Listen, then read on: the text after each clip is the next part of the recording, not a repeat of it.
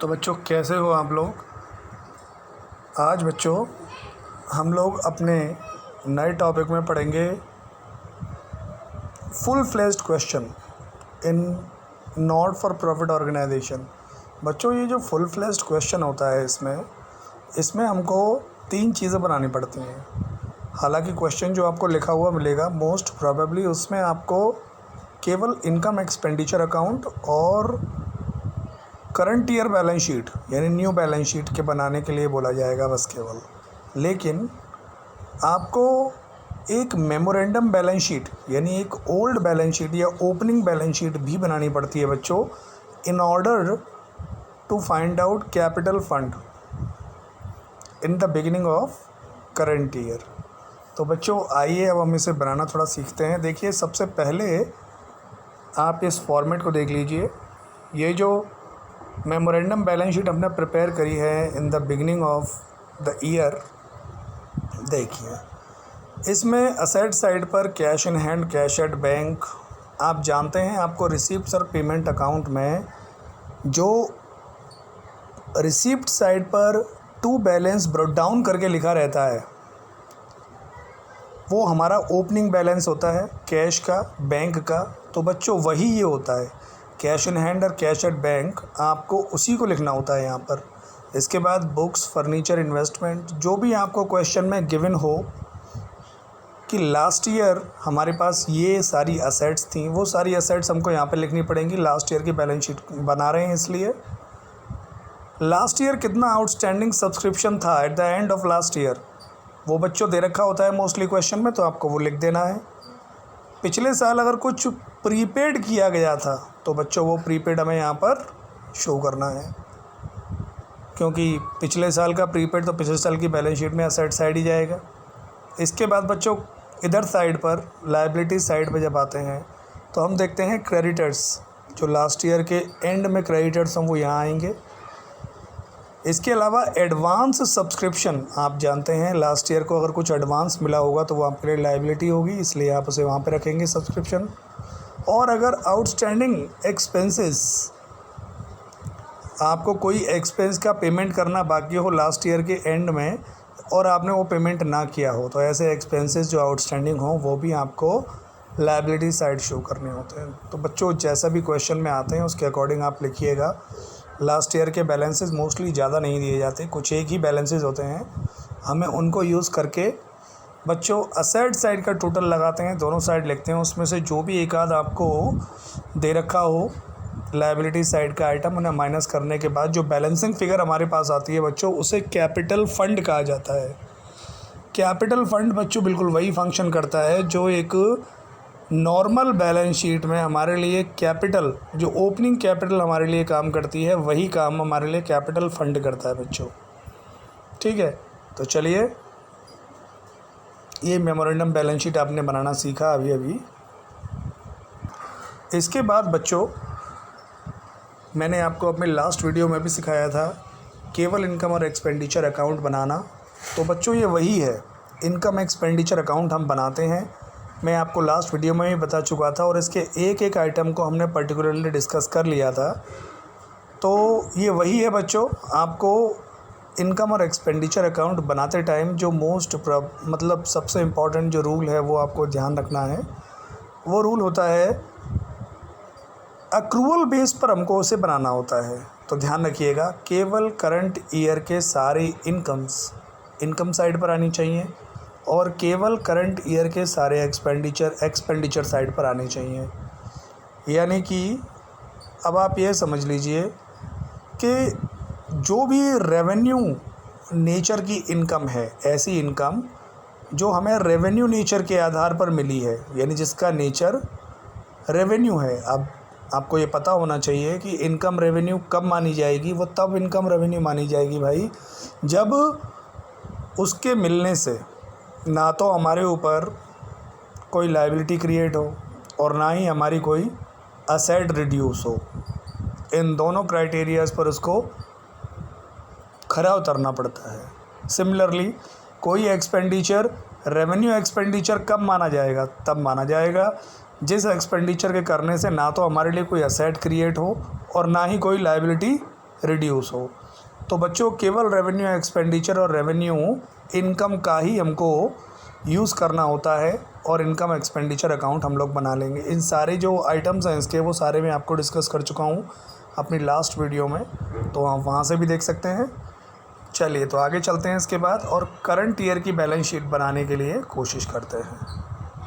Current year की balance sheet discuss करते हैं। हाँ जी बच्चों, ये करंट ईयर की बैलेंस शीट का फॉर्मेट है। जैसा कि आप देख सकते हैं असेट साइड पर फिक्स्ड असेट जो भी आपको दे रखी हैं, बिल्डिंग है या जो भी फिक्स्ड असेट है, देखिए उनमें एक स्पेशल बात इसमें कही गई है, जो ओपनिंग बैलेंस होता है हमें वो लिखना होता है एडिशन लेस डेप्रिसिएशन। बिल्कुल नॉर्मल चीज़ है। पिछले साल आपके पास इतने रुपए की बिल्डिंग थी, अब आपने और बिल्डिंग ख़रीद ली और उस पे आपने डेप लगा दिया। तो जो बिल्डिंग्स आपने इस साल ख़रीदी हैं या जो फर्नीचर आपने इस साल ख़रीदा है या जो बुक्स आपने इस साल ख़रीदी हैं, वो सारी बुक्स एडिशन करनी पड़ेंगी आपको। वो सारे फर्नीचर या बिल्डिंग आपको एडिशन करना पड़ेगा अपनी पुरानी एसेट्स में। और उसके अलावा जब आपने उनको साल भर यूज़ किया है तो डेप्रिसिएशन भी ऑब्वियसली चार्ज होगा, तो बच्चों डेप्रिसिएशन भी इसमें से माइनस करना पड़ेगा। तब हमारे पास जो एक्यूरेट फिगर लास्ट में आएगी वो हम क्लोजिंग बैलेंस के रूप में यहाँ असेट साइड पे शो कर देंगे। इसके अलावा बच्चों आउटस्टैंडिंग सब्सक्रिप्शन करंट ईयर का आपको यहाँ शो करना है। एक्रूड इंटरेस्ट यहीं शो करनी है करंट ईयर की।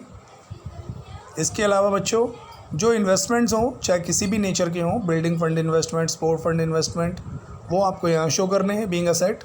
इसके अलावा प्रीपेड एक्सपेंसेस, चाहे इंश्योरेंस के प्रीपेड हो या फिर रेंट के प्रीपेड हो, प्रीपेड एक्सपेंसेस का मतलब करंट असेट, वो आपको यहीं पर शो करना पड़ेगा। इसके अलावा बच्चों कैश इन हैंड और कैश एट बैंक, ये जो कैश इन हैंड और कैश एट बैंक है बच्चों ध्यान रखिएगा, ये आपको रिसिप्ट्स और पेमेंट अकाउंट जो आपने सीखा था, उस रिसिप्ट और पेमेंट अकाउंट के पेमेंट साइड पर सबसे लास्ट में जो क्लोजिंग बैलेंस दे रखा होता है वो यही होता है बच्चों।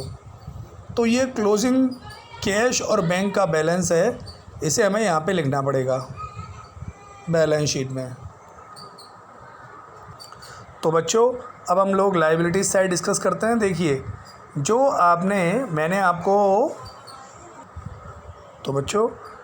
मैंने आपको ओपनिंग बैलेंस शीट बताई थी, उसमें हमने जो बैलेंसिंग फिगर निकाली थी कैपिटल फंड के रूप में, अब हमें उसे यहाँ पर रखना पड़ेगा।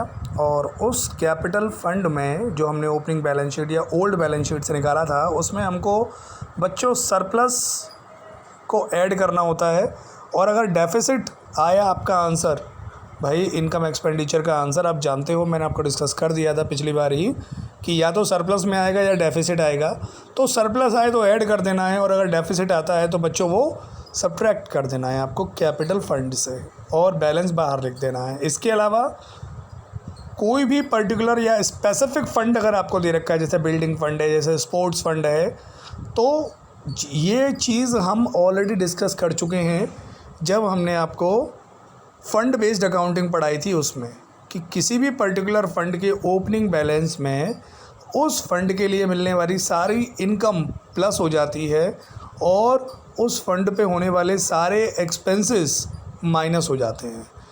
उसी सेम प्रिंसिपल पर बच्चों हमको यहाँ पर काम करना है। जैसे बिल्डिंग फंड इसमें गिवन है, ओपनिंग बैलेंस जो है वो लिख लेना है और उसमें जो भी इनकम हमको मिली है, जैसे डोनेशन फॉर बिल्डिंग या income from building fund investment, जो भी हमें इनकम रिसीव होती है उस पर्टिकुलर फ़ंड के लिए वो हमें उस फंड में ऐड कर देनी होती है।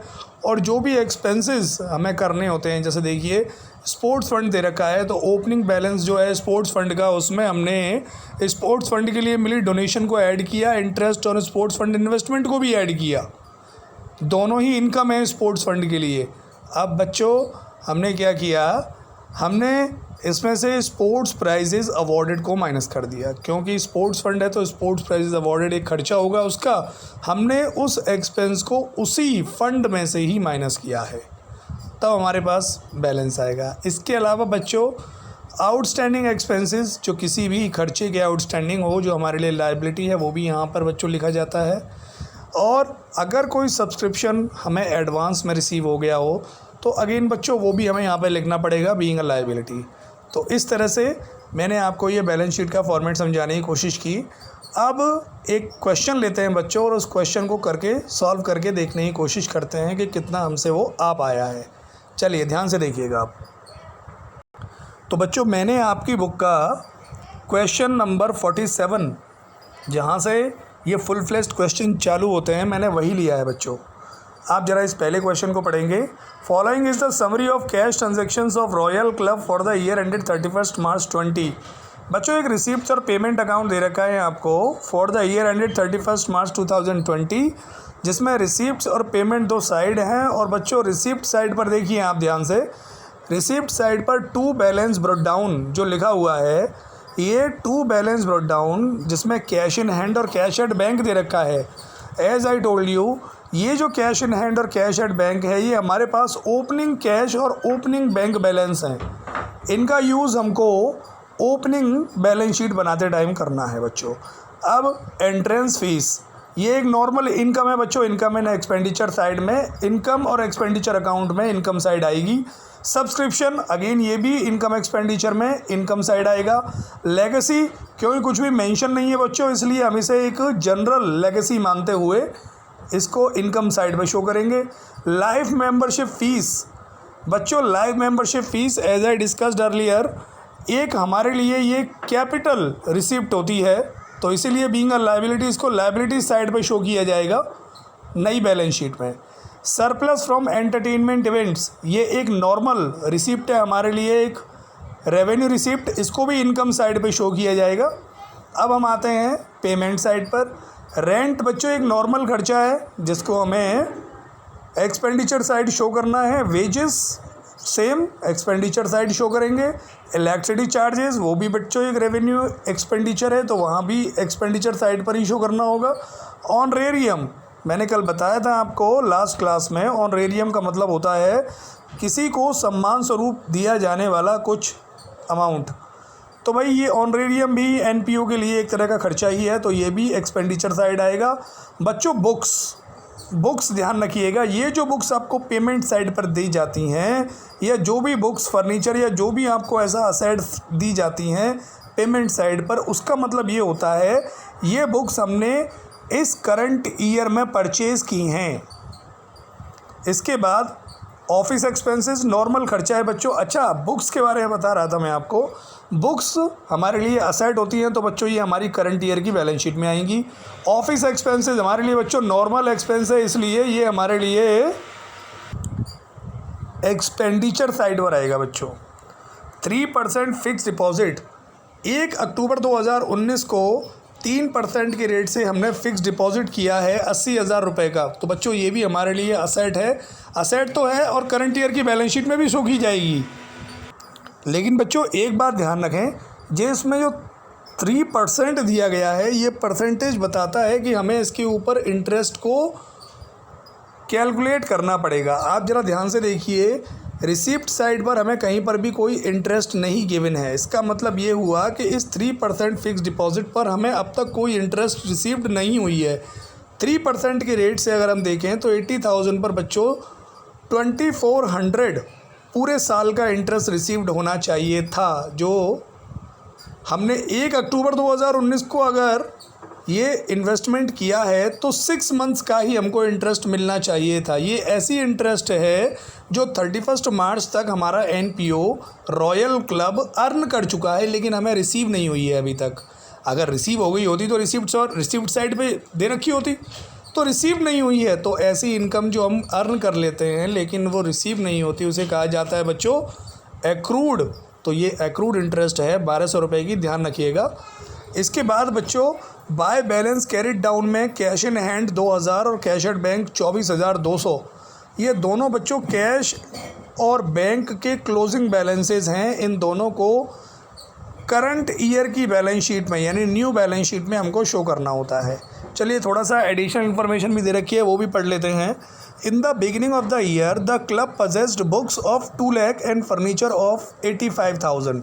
देखिए मैंने आपको बताया था कि जो हमें ओल्ड बैलेंस शीट बनानी पड़ती है या मेमोरेंडम या ओपनिंग बैलेंस शीट बनानी पड़ती है टू डिटरमाइन कैपिटल फंड, वो बैलेंस शीट के लिए हमारे पास कुछ ना कुछ बच्चों दिया जाता है पुराने साल का अमाउंट। देखिए ध्यान से, तो बच्चों ये जो 2 लाख रुपए की बुक्स और 85,000 का हमें फर्नीचर दे रखा है, ये यही बताने के लिए है कि इन the beginning of the year, यानी कि साल के शुरू में, यानी पिछले साल के एंड में, ये हमारे पास असेट थी। Subscription in the arrears in the beginning of the year amounted to 3500 sorry. तो 3500 का आउटस्टैंडिंग सब्सक्रिप्शन हमारे पास बिगिनिंग ऑफ द ईयर में था, यानी ये लास्ट ईयर का आउटस्टैंडिंग है। And at the end of the year 4500, और इस साल यानी करंट ईयर में 4500 है। एंड ऑफ द ईयर यानी करंट ईयर की बात है बच्चों। ये करंट ईयर में आउटस्टैंडिंग है सब्सक्रिप्शन 4500 का, और पिछले साल का आउटस्टैंडिंग है 3500 का। बच्चों कुछ चीज़ें ऐसी होती हैं जो हमें क्वेश्चन को पढ़ने से खुद समझनी होती हैं, ठीक है ना। यहाँ पर तो मैं आपको बता रहा हूँ पूरा एक्सप्लेन करके, लेकिन ये इसीलिए है क्योंकि पहली बार आप पढ़ रहे हो, तो इसे ढंग से पढ़ लो जिससे कि आप समझ पाएँ कैसे चीज़ों को समझा जाता है। चलिए आगे बढ़ते हैं। 6 months rent at the rate 1400 per month was due both in the beginning of the year and at the end of the year. ध्यान से सुने बेटा, रेंट क्या होता है? देखिए पेमेंट साइड पे लिखा है एक्सपेंडिचर होता है सर। तो भाई रेंट अगर आउटस्टैंडिंग है तो एक्सपेंस आउटस्टैंडिंग है। एक्सपेंसेस आउटस्टैंडिंग हमारे लिए लायबिलिटीज़ होते हैं, आप अच्छी तरह जानते हो। बोला है 1400 रुपये पर मंथ के हिसाब से 6 महीने का रेंट जो कि हुआ 8400 was due both in the beginning of the year and at the end of the year. तो बिगिनिंग ऑफ द ईयर यानी कि करंट, यानी कि लास्ट ईयर की बैलेंस शीट में आउटस्टैंडिंग आना चाहिए, और करंट ईयर आउटस्टैंडिंग यानी कि भाई ये न्यू वाली बैलेंस शीट में आना चाहिए। तो ओल्ड बैलेंस शीट में भी 8400 और न्यू बैलेंस शीट में भी 8400, दोनों ही आउटस्टैंडिंग रेंट के रूप में आपको शो करना पड़ेगा। बोला गया है प्रिपेयर इनकम और expenditure account for the club for the year ended 31 March 2020 and its balance sheet as at that date after writing off 5000 and 11,300 on furniture and books respectively. आपको इनकम एक्सपेंडिचर अकाउंट और balance sheet बनानी है 31 मार्च 2020 को ख़त्म होने वाले साल के लिए रॉयल क्लब की, और ध्यान रखिएगा 5000 रुपये फर्नीचर पर और 11,300 रुपये बुक्स पर आपको राइट ऑफ भी करने पड़ेंगे। तो मैंने आपको पूरा क्वेश्चन बच्चों रीड करके दिखा दिया है, समझा दिया है कैसे क्या होगा। चलिए देखते हैं, आइए इसे करते हैं कैसे ये सवाल को करना है हमें।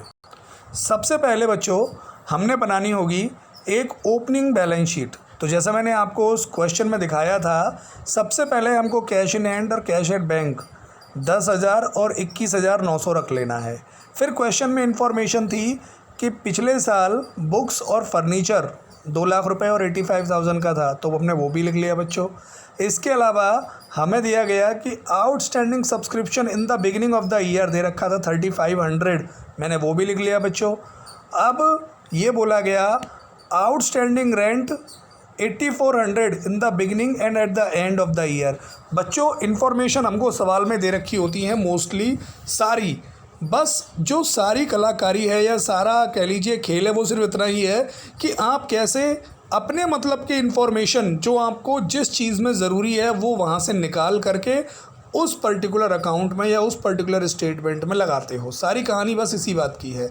जैसे मेरे को outstanding subscription in the beginning दे रखा था 3500, तो वो मैंने यहाँ लगा दिया, और एट द एंड दे रखा है वो मेरे को नई बैलेंस शीट में लगाना है। सिमिलरली आउटस्टैंडिंग रेंट बोला गया both in the beginning and at the and, तो मैंने 8400 यहाँ पर दिखाया है आउटस्टैंडिंग रेंट, और 8400 ही मेरे को नई बैलेंस शीट में शो करना पड़ेगा। ठीक है बच्चों, इसके अलावा ओपनिंग बैलेंस शीट में और कोई आइटम आना है नहीं।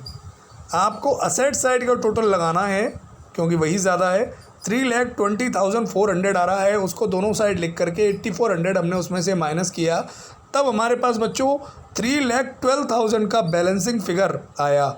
इस बैलेंसिंग फिगर को हम बोलते हैं कैपिटल फंड। बच्चों ये कैपिटल फंड डिटरमाइन करने के लिए ही हमें ओपनिंग बैलेंस शीट बनानी पड़ती है।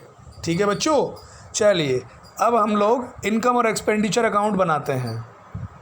हाँ जी बच्चों, अब जरा इस इनकम और एक्सपेंडिचर अकाउंट को देखिए जो हमने 31 मार्च 2020 को बनाया है in the books of royal club. देखिए बच्चों, पहले मैं इनकम साइड आपके सामने पढ़ देता हूँ। मैंने एंट्रेंस फीस 25,500 को लिखा। इसके अलावा मैंने सब्सक्रिप्शन लिखा 1,60,000। मैंने उसमें करंट ईयर का आउटस्टैंडिंग 4,500 प्लस किया और लास्ट ईयर का जो आउटस्टैंडिंग था वो मैंने उसमें से माइनस किया। ये बच्चों कोई नई चीज़ नहीं है, मैं आपको ऑलरेडी पहले पढ़ा चुका हूँ। इसके जो हमने छोटे क्वेश्चंस किए थे, जिनमें जो हमने बिल्डअप में इन सब चीज़ों को सीखा था कि सब्सक्रिप्शन का अमाउंट कैसे कैलकुलेट करते हैं, ये आप नॉर्मल जानते हो क्या चीज़ है। तो इस तरीके से हमारा जो सब्सक्रिप्शन निकला वो आया 161,000। इसके अलावा बच्चों, by surplus from entertainment event 5,600 आ जाएगा।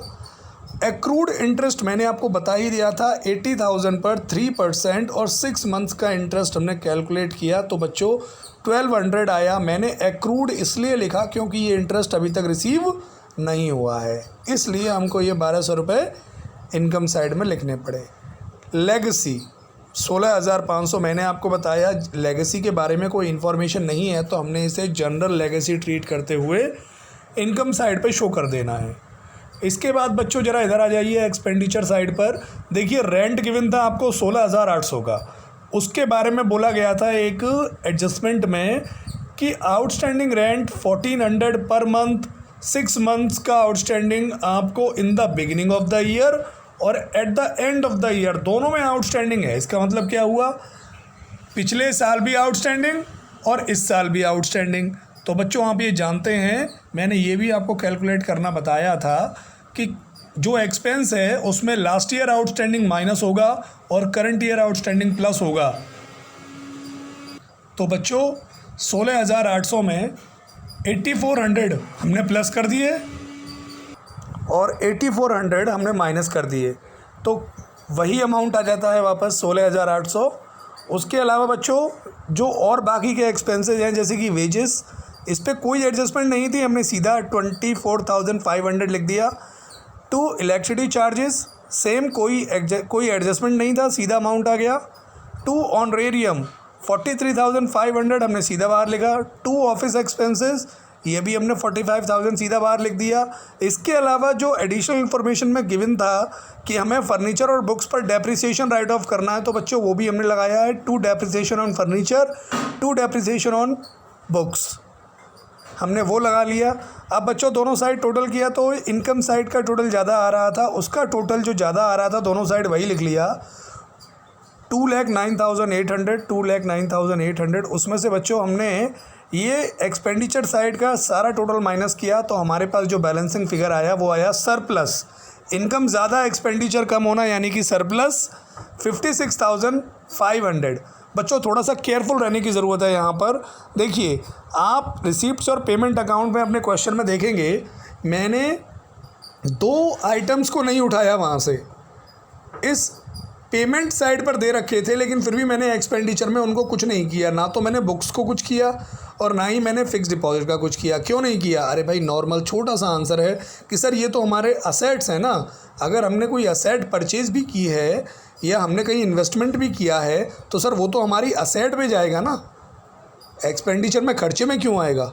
खर्चा तो भाई जो नॉर्मल रेवेन्यू एक्सपेंडिचर है केवल उसको शो करना है, और भाई असेट क्रिएट होती है अगर तो आप जानते हैं वो कैपिटल एक्सपेंडिचर होता है, उसे यहाँ पर शो नहीं करना है। ठीक है बच्चों, चलिए तो अब नई बैलेंस शीट बनाते हैं, करंट ईयर बैलेंस शीट, और देखते हैं वो टैली होती है या नहीं होती है और हमारा सवाल ठीक है या नहीं है। चलिए तो बच्चों ये हमारी करंट ईयर बैलेंस शीट है। देखिए बैलेंस शीट एज ऑन 31 मार्च 2020, जैसा कि मैंने आपको बताया था रिसीप्ट्स और पेमेंट अकाउंट में जो पेमेंट साइड पर आपको कैश इन हैंड और कैश एट बैंक गिवन था 2,000 रुपये का कैश और बैंक बैलेंस 24,200 का, वो हमने यहाँ पर असेट साइड पे लिख लिया। ये हमारे लिए करंट ईयर के बैलेंसेस हैं कैश और बैंक के, तो बच्चों हमने इनको असेट साइड पर शो किया है। इसके अलावा बुक्स, बड़ा ध्यान से देखिएगा इस चीज़ को, जैसा मैंने आपको फॉर्मेट में बताया था बिल्कुल वैसा ही हमने यहाँ पर किया भी है। बुक्स अर्लियर हमारे पास 2 लाख रुपए की थी लास्ट ईयर की बैलेंस शीट के अकॉर्डिंग, प्लस जो न्यू परचेज़ किया है आप इनकम और एक्सपेंडिचर रिसीप्ट्स और पेमेंट अकाउंट में देखिए ध्यान से, पेमेंट साइड पर बुक्स लिखी हुई हैं 21,300 की, इट मीन्स न्यू परचेजेस, वो नई परचेज हैं बुक्स। तो बेटा 2 लाख रुपए की पुरानी बुक्स में 21,300 की न्यू परचेज्ड बुक्स हमने ऐड कर दी और डेप्रिसिएशन 11,300 जैसा कि गिवन है क्वेश्चन में, वो हमने उसमें से माइनस कर दिया। तो हमारे पास आया 2,10,000 रुपये का बुक्स का क्लोजिंग बैलेंस। इसके बाद बच्चों फर्नीचर, लास्ट ईयर हमारे पास 85,000 का था, उसमें से हमने डेप्रिसिएशन 5,000 का as per given in the question minus किया, तो भाई ये आया 80,000 का। अब एक और चीज़, 3% डिपॉजिट्स, फिक्स डिपॉजिट जो 80,000 का था वो हमने शो कर दिया। Accrued interest on fix deposit, देखिए 1200 हमको यहाँ पे शो करना पड़ेगा। आउटस्टैंडिंग सब्सक्रिप्शन जो करंट ईयर का है बच्चों, वो करंट ईयर का यहाँ शो करना पड़ेगा 4500। आपको पता होगा 3500 लास्ट ईयर का था जो मैंने लास्ट ईयर बैलेंस शीट में शो किया, और 4500 करंट ईयर का है तो मैंने करंट ईयर बैलेंस शीट में शो किया है। चलिए आप इधर आते हैं ज़रा, लायबिलिटी साइड पर हमने देखा आउटस्टैंडिंग रेंट, बिल्कुल जैसा लास्ट बैलेंस शीट में, ओपनिंग बैलेंस शीट में हमने लिखा था आउटस्टैंडिंग रेंट, वो पिछले साल भी आउटस्टैंडिंग था और इस साल भी है, इसलिए हमने यहाँ पर भी 8400 लिखा हुआ है। लाइफ मेंबरशिप फ़ीस उसमें जो लिखी हुई थी रिसीप्ट साइड पर, तो बच्चों आप जानते हैं life membership fees 25,000 being a capital receipt, हमको इसे लायबिलिटी साइड में लिखना ही था। और बच्चों कैपिटल फंड जो हमने ओल्ड बैलेंस शीट से निकाला था बैलेंसिंग फिगर के रूप में 3,12,000, उसमें हमने जो सरप्लस है वो ऐड कर दिया 56,500 और लिखा 368,500 बाहर। दोनों साइड टैली किया और हमारा आंसर मिल गया बच्चों। अब यहाँ पर ये बात देखने की है कि अगर ये सरप्लस के बजाय बच्चों, याद सोचिए ज़रा ध्यान से, अगर सरप्लस के बजाय यहाँ डेफिसिट आता हमारे पास इनकम एक्सपेंडिचर में, तो जैसे हमने यहाँ कैपिटल फंड में सरप्लस प्लस किया है, हमको यहाँ पर उस डेफिसिट को माइनस करना पड़ता। ठीक है बच्चों, तो आई होप आपको ये क्वेश्चन समझ में आया होगा और ये टॉपिक समझ में आया होगा और आप इससे अपने सारे क्वेश्चंस कर पाएंगे। अगर आप अपने क्वेश्चंस करने में कोई दिक्कत महसूस करते हैं तो मेरे को ज़रूर बताइए, फ़ोन करिए, मैसेज करिए। ओके बच्चों, चलिए।